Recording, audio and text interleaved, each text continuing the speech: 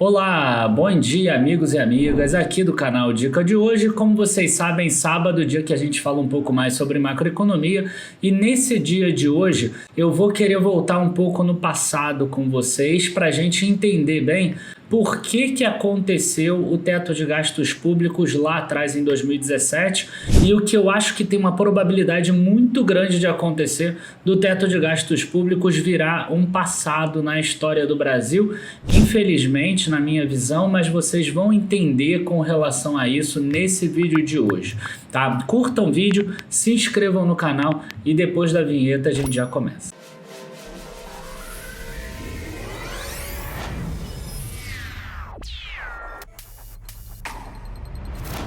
Bom, pessoal, o que eu quero mostrar nesse vídeo de hoje para vocês é assim, eu vou pegar lá atrás no início do Plano Real, então eu consegui dados aqui do Tesouro Transparente desde 1997, e a gente vai dar uma olhada como estavam as contas públicas do Brasil naquela época. Na época em que o Brasil pegava empréstimo recorrentemente com o FMI, época em que o Brasil tinha déficit primário, como ele tem hoje também, e época que o Brasil não tinha reservas, tá? Reservas como ele tem hoje cambiais, de mais de 300 bilhões de dólares. Então, nesse período, a questão do Brasil era muito volátil, né? O Brasil, ele às vezes não tinha dinheiro nem mesmo para pagar, enfim, 12 meses de despesas, caso precisasse, coisa do gênero. Então, o que a gente vai mostrar aqui é que o Brasil pode estar voltando para uma situação dessa, com exceção da reserva que o Brasil ainda tem e que, quando o dólar bateu lá 5,70, o Banco Central gastou um pouco dessa reserva. Então, também não quer dizer que essa reserva vai ficar aí para sempre também, né? Então, eu vou começar aqui a mostrar os dados para vocês, porque eu acho que vai ser bem importante a gente trabalhar dessa forma. Vamos lá. Primeira coisa que a gente tem aqui, ó, eu peguei aqui janeiro de 98, por quê? Porque aqui eu anualizei tudo. Então esse janeiro de 98, na verdade, é fevereiro de 97 até janeiro de 98. Os dados mesmo do próprio governo estão aqui em cima, tá? A única coisa que eu fiz é ajustar ali para ficar anualizado, porque quando você pega mês a mês, você tem, por exemplo, ó, é janeiro, aí fevereiro tem menos dias úteis, aí ganha menos, né, arrecada menos, enfim. Tá? Como é que é feito isso aqui? Tem a receita total, que aí soma tudo, receita administrada pela Receita Federal do Brasil, arrecadação líquida, né, da Previdência Social aqui, receitas não administradas pela Receita, né, a Receita Federal. A gente tem aqui a transferência por repartição de receitas e aí chega na receita líquida. Eu vou usar muito essa receita líquida aqui, que já está excluída essas transferências de fundos constitucionais, de salário e educação, recursos naturais, CID e etc. Além disso, o Brasil tem o quê? Tem despesas totais, que aí inclui principalmente aqui benefícios previdenciários, tá? E salários também, de certa forma. E aí a gente chega no resultado primário aqui. Esse é o outro que eu vou usar, eu já vou usar esse outro aqui, que já está com os ajustes e as discrepâncias. Tá? Aí, por fim, a gente tem os juros nominais, que o Brasil acaba pagando pela dívida dele, e aí chega no resultado nominal, que é o resultado final do Brasil, que é aquele resultado que fica negativo desde sempre. Tá? Então, qual o objetivo do teto de gastos públicos no Brasil? Fazer com que esse resultado primário aqui, que são as receitas menos as despesas, fiquem positivos. Tá? Foi isso que o Brasil conseguiu por algum tempo. Então, quando eu pego aqui já os números, né? Se eu quiser, por exemplo, fazer um gráfico aqui de todo o resultado primário do Brasil, por exemplo, vocês vão ver que o Brasil teve um período muito grande de superávit primário. Não coincidentemente, é exatamente o período em que o Brasil teve aquele crescimento lá da Bolsa de Valores, por exemplo. Tá? Então eu não sei se fica bastante claro aqui para vocês, mas exatamente esse período aqui, ó, foi aquele período lá que a gente vê a Bolsa crescer, de 2003 até 2008, Aí a gente tem uma queda aqui, né, que foi a época do subprime, depois o Brasil teve outro período aqui de superávit primário, e aí depois, aqui foi até 2013 mais ou menos, ele começa a perder a questão fiscal aqui, e aí o que acontece com a Bolsa? A Bolsa desaba e o Brasil entra em recessão. Tá? Aqui é um número completamente atípico, que é o número da Covid, né? O Brasil acabou gastando mais e não gastou errado nesse caso, e aí agora ele já começa a melhorar. O resultado primário, inclusive, encerra os últimos 12 meses em dezembro de 2021 com um número muito abaixo daquilo que se imaginava, né? 35 bilhões de reais, porque teve um aumento muito grande da receita aqui, né? Tanto da receita total quanto da receita líquida. Agora, uma coisa que me chama a atenção é exatamente essa questão, né, que mesmo tendo subido muito a receita ao longo desse tempo, olha só, ela saiu de 162 bilhões de reais para 1 trilhão e 932 bilhões, né? Então é um aumento significativo. Eu acho que todo mundo ficaria feliz se a ação subisse dessa forma nesse período, né? A gente vê que o Brasil teve uma despesa que subiu mais ainda em termos percentuais, né? Por quê? Porque a receita líquida aqui, ó, era maior do que a despesa, tirando aqui no período da crise do subprime, né? E depois, quando chegou aqui, teve um período que a receita ficou de lado e a despesa continuou subindo. Então, o que o teto dos gastos públicos fez? O teto dos gastos, ele queria exatamente acabar com esse tipo de problema. Quer dizer, em um período de recessão, a receita fica parada, e a gente teve outro aqui com o Covid, ó, a receita fica parada, e aí as despesas continuam crescendo. Você vê que aqui que as despesas continuaram crescendo, né? Então o teto de gastos públicos era exatamente para que as despesas não continuassem crescendo. O teto dos gastos públicos começou mais ou menos por aqui, e você vê que desde lá até 2019 estava tendo uma redução aqui dessa distância. Aí veio o Covid e agora volta a ter essa redução da diferença. Por quê? O que o teto dos gastos públicos fez? Ele limita o crescimento dos gastos públicos totais de acordo com a inflação. Então não pode ter gastos reais, né? Então, por exemplo, se a Previdência subir mais do que a inflação, você tem que abaixar em algum outro. Se o salário do servidor subir acima da inflação, você tem que reduzir em algum outro. E aí você vê como isso deve ser desconfortável para os deputados e para os senadores, né? Porque qual é o trabalho do deputado e do senador, né? A gente costuma bater muito na tecla das eleições, do presidente, etc. E a gente acaba focando muito no executivo e a gente tira a responsabilidade dos deputados e dos senadores. E eu tenho falado muito isso, eu não estou muito preocupado com a eleição de presidente. Eu estou preocupado com os deputados e os senadores, porque é exatamente os deputados e senadores que estão mandando no Brasil hoje, né? O presidente, ele é quase um fantoche já há algum tempinho, né? Então os deputados e senadores ganharam muito poder e eles estão se sentindo desconfortáveis com isso. Por quê? Porque essa lei que o Temer fez lá atrás em 2017 limita os gastos. E aí eu volto para a pergunta, qual é o trabalho do deputado e senador? O trabalho dele é conseguir agradar o eleitorado dele, certo? E como é que ele agrada o eleitorado dele se ele não pode gastar o dinheiro público, óbvio, né? Ele não consegue. Então, quer dizer, ele às vezes foi eleito por causa de uma determinada comunidade, por exemplo, ou de um determinado estado que quer algumas melhorias. Para conseguir essas melhorias, precisa de dinheiro público. Então, ele faz lá um projeto de lei para conseguir essas melhorias. Se não tem dinheiro público suficiente para todos os deputados, eles se chateiam. E aí, o que acontece, né? Eles estão chateados demais, eles estão vendo que isso aí é um empecilho. E aí, o que acontece? Começa a ter pontos e focos para que fure esse teto de gastos públicos, mesmo antes do Brasil passar a ter superávit primário, como vocês viram ali na imagem, né? Então, a gente tem que dar essa responsabilidade também para deputados e senadores.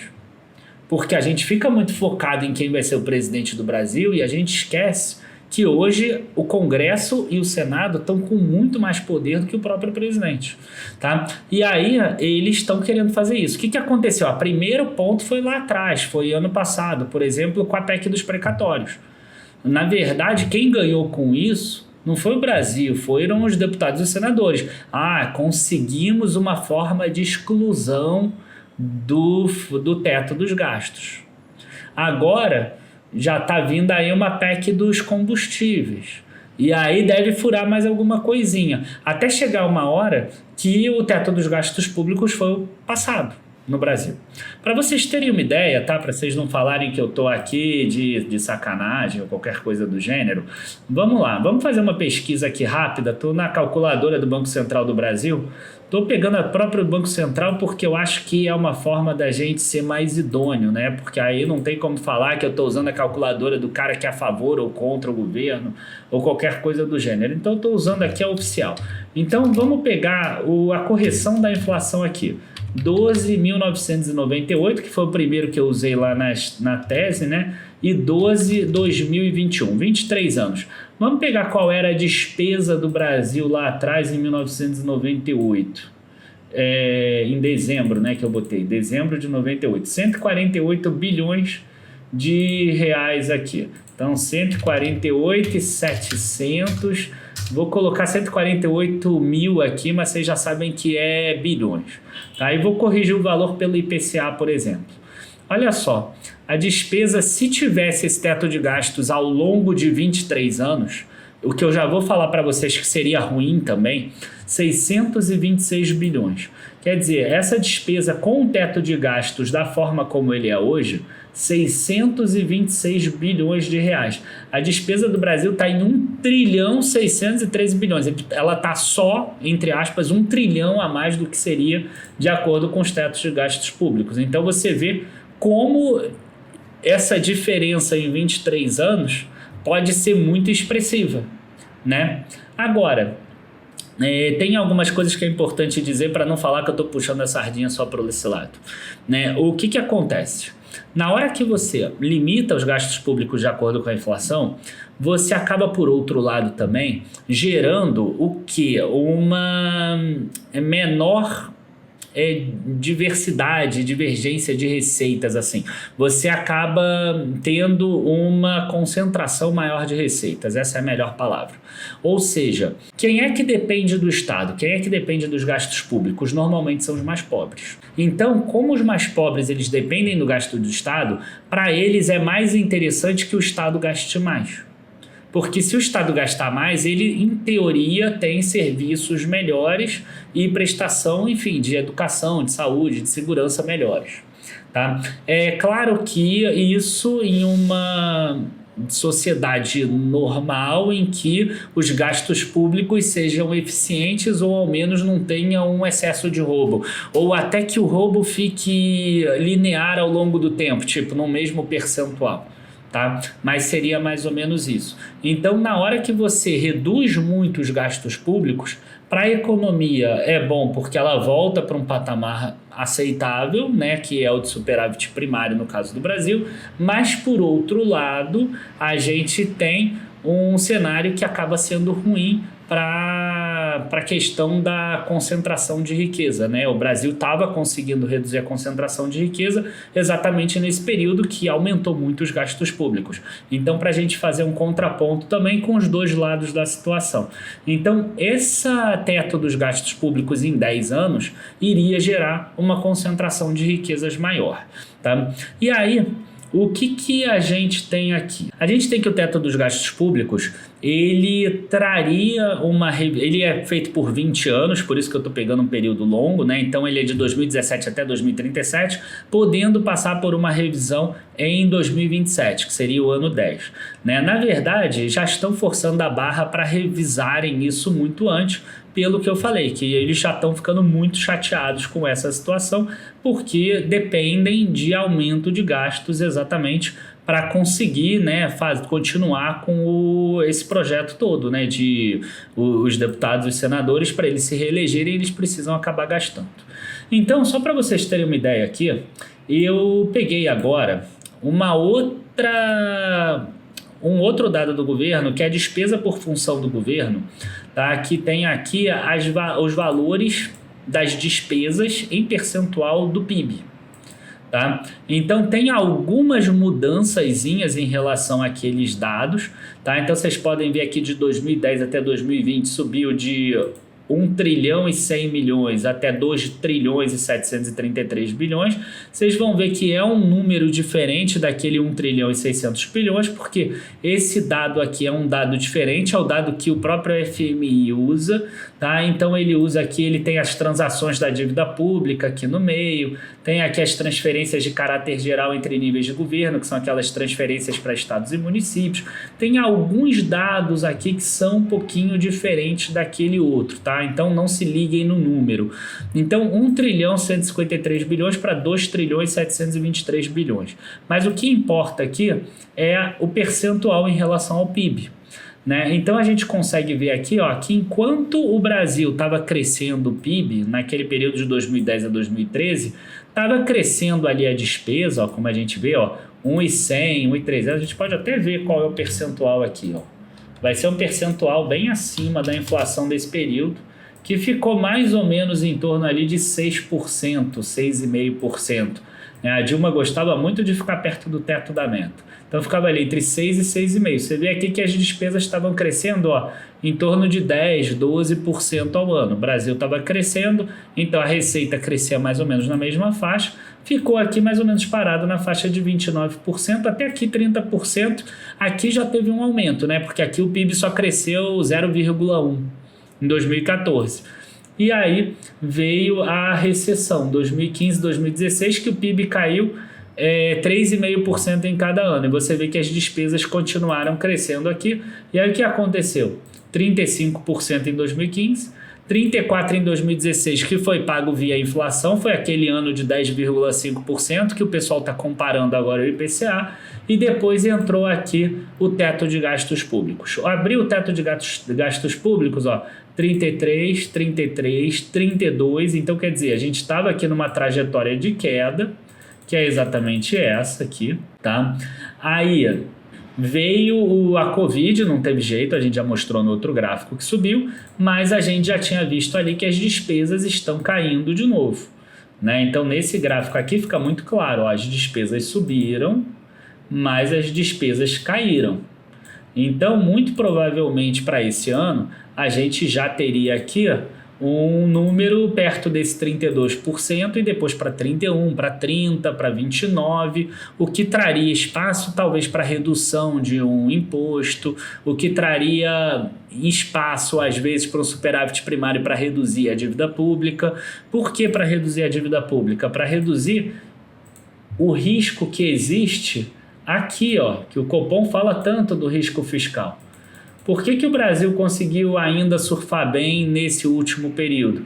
Porque o Brasil está sendo visto com um olhar melhor, né? Porque o Brasil hoje ele incute um risco menor do que ele incutia aqui em janeiro de 98 ou aqui em setembro de 2014. Então hoje a dívida pública do Brasil é muito maior do que era lá em 2014, né? A gente está falando hoje de uma dívida na ordem de 5,5 trilhões e naquela época de 3 trilhões, só que o custo da dívida pública naquela época era 450 bilhões.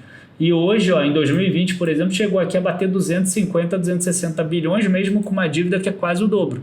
O que vai acontecer quando o Brasil tiver um juro de 12%? Isso aqui vai explodir, vai vir para cá. Tá? Ele vai vir para 800 bilhões, não, 800 não. Vai para 650, 700 bilhões de reais. Tá? Então, é um ponto que é importante. E esse teto de gastos públicos, ele faria essa dívida em relação ao PIB baixar. Ela faria também, né, a despesa em relação ao PIB baixar e abriria espaço para quê? Para outros gastos que são mais importantes, gastos mesmo em saúde, em educação e etc. Tá? É claro que é um remédio muito mais longo, que as pessoas às vezes não querem esperar, e elas preferem a situação simples. Qual é a situação simples? Gasta, joga no rotativo lá do cartão de crédito e depois a gente vê como a gente paga. O como a gente vê como a gente paga é aumento de imposto no longo prazo. Mas é claro que essa situação do teto de gastos públicos já está deixando os deputados e senadores, né, muito chateados, para não falar outras palavras aí. Então, assim, eu acho que a gente precisa tomar muito cuidado com relação à parte fiscal, qualquer coisa que pode suscitar o furo desse teto de gastos públicos, tá? Seria muito interessante que o Brasil pelo menos chegasse até o 2027 e depois talvez fazer algo como a Holanda fez. A Holanda, o que ela fez? Ela abriu espaço para crescer de forma real 0,5%. Né? E aí o Brasil pode fazer uma transição para isso. Virou superávit primário, chegou 2027, abre espaço, pode crescer 1% acima da inflação, 1,5% acima da inflação e vai testando em relação à receita do governo e em relação também à arrecadação que o Brasil acaba tendo.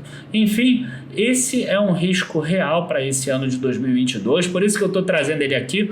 Eu adoro depois ficar falando que eu avisei, aí a bolsa depois despenca porque tem um furo de teto de gasto, aí o pessoal fala, ai meu Deus, Daniel, o que aconteceu? Meu Deus, aí eu vou falar, eu avisei lá atrás, entendeu? Então fiquem de olho realmente nessa parte, porque se o Brasil aumentar o risco dele, pode ter certeza que esses investidores estrangeiros que estão entrando aqui, estão dando esse voto de confiança, eles não vão permanecer. Bom, pessoal, esse vídeo termina aqui, mas eu aproveito para falar o seguinte, como é que você se protege desse tipo de coisa? Você se protege investindo em várias classes de ativos. Né? Você se protege não apenas investindo em ações, e claro, ações podem acabar subindo muito, não há dúvida que existem várias ações que estão baratas, eu não estou falando de Vale e Petrobras, tá? Mas você pode acabar tendo esse cenário negativo.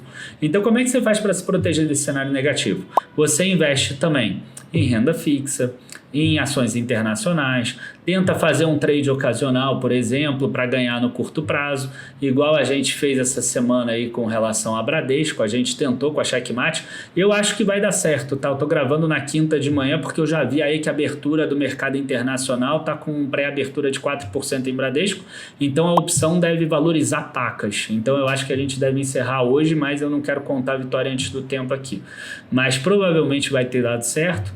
Então a gente faz, né, uma situação aí que a gente consegue ganhar em algum dos casos, caso aconteça esse tipo de problema. Então assim, por que eu estou falando disso? Porque a gente vai fazer um workshop essa semana agora. Então segunda, terça, quarta e quinta, que a gente vai falar de uma coisa que quase ninguém fala na internet, que é com relação à alocação estrutural.